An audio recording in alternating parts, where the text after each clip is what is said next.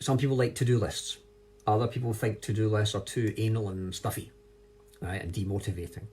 Some people like to make it up as they go along and fly by the seat of the pants. Some people like to plan and outline and have structure.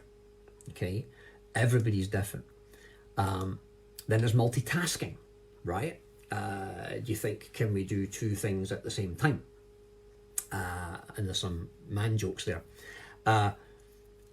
According to science and according to research, multitasking is a bad idea. Contrary to popular belief, you lose a lot of time switching between task A and task B and then switching back to task A again. I'm not convinced about that. I think there is a way to do that, which we're going to talk about this week. You might seem to get more done that way. It's arguable, okay? You're more likely to make mistakes. You're more likely to forget things. What does seem to work is focusing on one task at a time and taking breaks to let your jets cool, to let your circuitry cool down. You'll actually accomplish more that way by concentration of aim, right? So you maybe come across the Pomodoro method. We're going to talk about that this week as well. So striving to complete a task, no matter how long it's going to take you, is also not a good idea. I found that out when I was studying for exams at school and stuff. I used to think if I study for like 6 hours straight and hammer this topic, then it will go in better. And what I found was actually I ran out of motivation and I got really fed up and ended up shutting the books and walking away.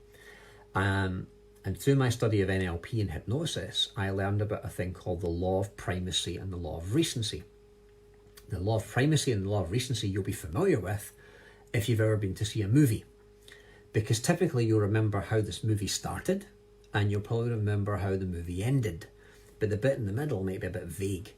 And that's because the brain tends to remember the start of something. The start of a song is usually really easy to recall. And the end of a song, the bit in the middle, a bit fuzzy. The start of a conversation, the start of a book, usually quite easy to remember.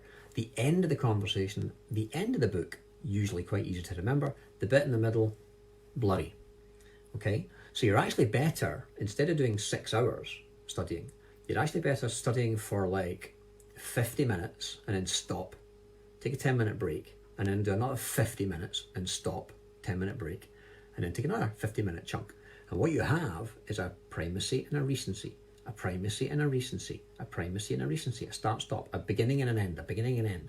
You end up with 4, 5, 6 beginnings and 4, 5, 6 endings, meaning 4, 5, 6 additional recall. Really interesting. Who knew?